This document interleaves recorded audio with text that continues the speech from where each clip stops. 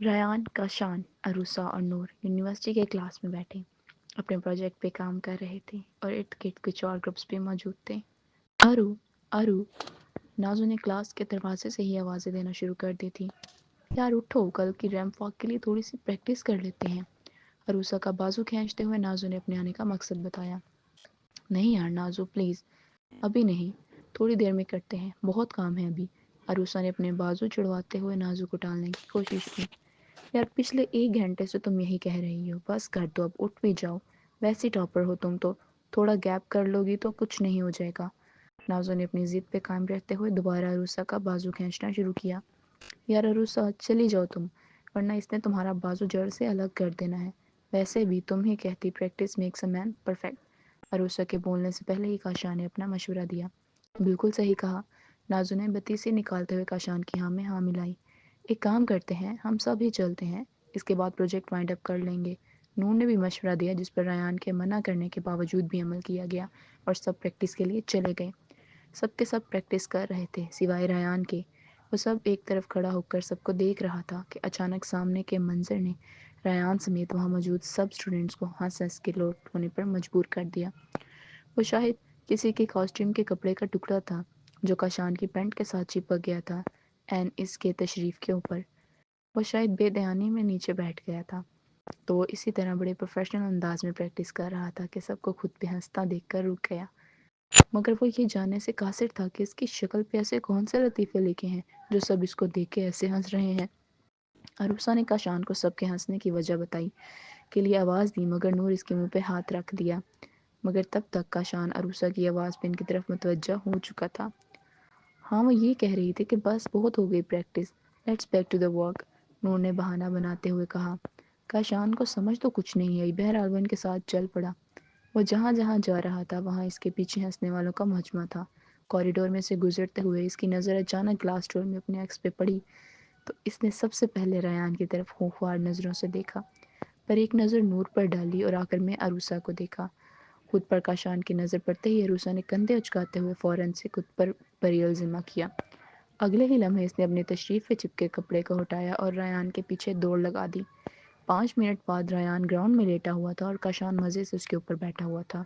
ان کی Kate fight سے پاس کھڑی نور، عروسہ اور ارد گرد کے اسٹوڈنٹ لطف اندوز ہو رہے تھے۔ موٹے کاشان، اٹھ جاؤ میرے اوپر سے، نہیں تو اچھا نہیں ہوگا۔ اتنے وزن تلے دبے وہ رک رک کے بول رہا تھا اور کاشان اس کے مزے لے رہا تھا جیسے کچھ دیر پہلے سب اس کے مزے لے رہے تھے۔ ارے کاشان بس بھی کرو، ریان سے زیادہ نور کا قصور ہے، اس نے بتانے نہیں دیا۔ عروسہ نور کی طرف دیکھے بغیر بول رہی تھی کہ تبھی ساتھ کھڑی نور نے اس کو کونی ماری۔ قسم سے ایسے دوستوں کے ہوتے ہوئے دشمنوں کی کوئی ضرورت نہیں۔ نور نے یوں ہی خلا میں ادھر ادھر دیکھتے ہوئے بڑبڑایا، جس کو سنتے ہی کاشان ریان کے اوپر سٹ گیا تو اس نے بھی سکھ کا سانس لیا۔ بے شک نور کے سامنے کھڑی کاشان نے سینے پہ ہاتھ باندھتے ہوئے اس کی بات سے اتفاق کیا، جبکہ نور اس کو ایسے اگنور کر رہی تھی جیسے وہ کوئی خلائی مخلوق ہے جو اس کو نظر نہیں آ رہی۔ عروسہ نور کی حالت سے لطف اندوز ہو رہی تھی کیونکہ اس نے پہلی بار نور کو یوں بوکھلایا ہوا دیکھا تھا۔ نور میڈم آ جائیں، کیفیٹیریا چلتے ہیں۔ ریان کو گراؤنڈ سے اٹھاتے ہوئے وہ نور سے مخاطب تھا۔ نہیں ابھی کچھ کھانے کا دل نہیں کر رہا، وہ جواب دیتے ہوئے کچھ حیرانگی سے کاشان کو دیکھ رہی تھی کیونکہ کچھ دیر پہلے تو وہ آنکھ کے بدلے آنکھ کا روادار تھا۔ تمہارا نہ صحیح مگر میرا موڈ ہے کھانے کا، آئی برو اچکاتے ہوئے اپنی بات کہہ کر آگے چل پڑا۔ کیا مطلب؟ نور کچھ سمجھتے ہوئے پوری آنکھیں کھولے پورا 360 گھومی تھی۔ وہی جو تم سمجھ رہی ہو، کاشان بھی آنکھیں سکیڑتا بالکل اسی کے انداز میں 360 گھوما۔ نہیں ہرگز نہیں، نور اور ریان بیک زبان بآواز بلند ہوئے کیونکہ کاشان کے کھانے کا مطلب ہے کنگال ہونا۔ رک جاؤ نور، بھاگنا مت، نہیں تو میں بلی کے لیے کمپلین کر دوں گا۔ نور کو اپنے بیگ پہ ہاتھ رکھ کے بھاگتے دیکھ کر شان نے وان کیا۔ نور رک گئی کیونکہ اس کا اگر کاشان نے کہا تھا تو وہ اس پہ عمل بھی کر سکتا تھا۔ کاشان بس کر دو، یا 7 جنموں کی بھوک تم نے میرے پیسوں سے مٹانی ہے۔ سامنے پڑے کھانے کو دیکھتے ہوئے نور نے بمشکل تھوک نگلا۔ اس ساری سچویشن میں کاشان کے بعد جو دوسرا بندہ مزہ لے رہا تھا وہ عروسہ تھی کیونکہ آج اس نے وہ کہاوت اپنی آنکھوں کے سامنے سچ ہوتی دیکھی تھی، بکرے کی ماں کب تک خیر منائے گی، کبھی تو چھری تلے آئے گی۔ مجھے کوئی ہاسپٹل لے جاؤ، مجھے لگتا ہے میرا وقت آ گیا ہے، نور بائے میں لڑکھڑاتے ہوئے عروسہ کا بازو پکڑے اٹک اٹک کے الفاظ ادا کر رہی تھی۔ عروسہ بامشکل ہنسی دباتے ہوئے اس کو پکڑے چل رہی تھی، جبکہ کاشان اس کی حالت کے مزے لے رہا تھا اور ایان اس کو گھور رہا تھا۔ آج یونیورسٹی میں ریمپ واک تھی تو پوری یونیورسٹی میں بھگدڑ مچی ہوئی تھی اور ٹھیک 30 منٹ بعد واک سٹارٹ ہونے والی تھی۔ عروسہ اپنا میک اپ ڈن کرنے کے بعد چینجنگ روم میں آ گئی۔ نازو کیا ہوا میرے ڈریس کو؟ نازو کو اپنا ڈریس ٹٹولتا دیکھ کر عروسہ کو تشویش ہوئی۔ نہیں تو میں ریڈی تھی تو سوچا تمہیں دیکھ لوں ایک بار۔ اوہ تھینک یو نازو، مجھے تمہاری ہیلپ چاہیے تھی اپنا کاسٹیوم پہننے کے لیے۔ عروسہ کے چینج کرتے ہی نازو نے جلدی سے اس کے کاسٹیوم کی بیک سٹریپس بند کرنی سٹارٹ کی۔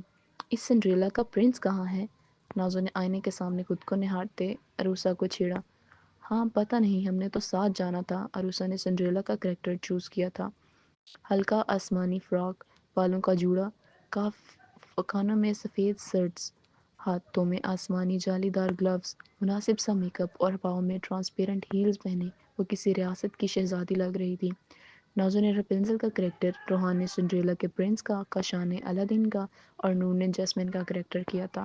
اس نے بڑی مہارت سے اپنے بھائی کو جیسمن کے کاسٹیوم کی شکل دی تھی کیونکہ وہ پردے کی پابند تھی، جبکہ ریان بلیک ڈنر سوٹ میں ملبوس تھا۔ پتہ نہیں کس کا کریکٹر کیے ہوئے، مگر وہ آ گیا تھا، یہی کافی تھا۔ وہ اسی میں ہمیشہ کی طرح شاندار اور وجیہ لگ رہا تھا۔ نازو اپنی کال پر فوراً اسٹیج پر چلی گئی، جبکہ عروسہ نازو کے ساتھ روحان کی کال پہ حیران تھی کیونکہ وہ تو اس کے ساتھ جانے والا تھا۔ وہ ایک دم بجھ گئی اور اس کی اندر کا سارا جوش جاگ کی مانند بیٹھ گیا۔ اس کے فوراً بعد ہی کاشان کی، پھر نور کی اور پھر عروسہ کی باری تھی، جبکہ ریان مزے سے اپنے سیل فون میں مگن تھا کیونکہ اس نے لسٹ سے اپنا نام ہٹوا دیا تھا اور اب اس کو اسٹیج پہ نہیں جانا تھا۔ مجھے لگتا ہے اناؤنسمنٹ میں کوئی مسٹیک ہوئی ہے۔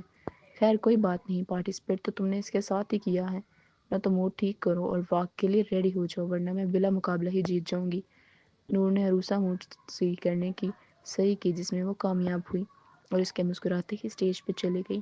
نور، روحان، کاشان، نازو اور کچھ اسٹوڈنٹس ابھی اسٹیج سے واک کرتے ہوئے واپسی کی طرف تھے، تبھی عروسہ اپنی کال پہ اسٹیج پہ آ گئی۔ عروسہ کیٹ واک کرتی ابھی اسٹیج کے درمیان میں پہنچی تھی کہ اسے اپنی کمر پہ کسی کا ہاتھ کا لمس محسوس ہوا اور وہ وہیں رک گئی۔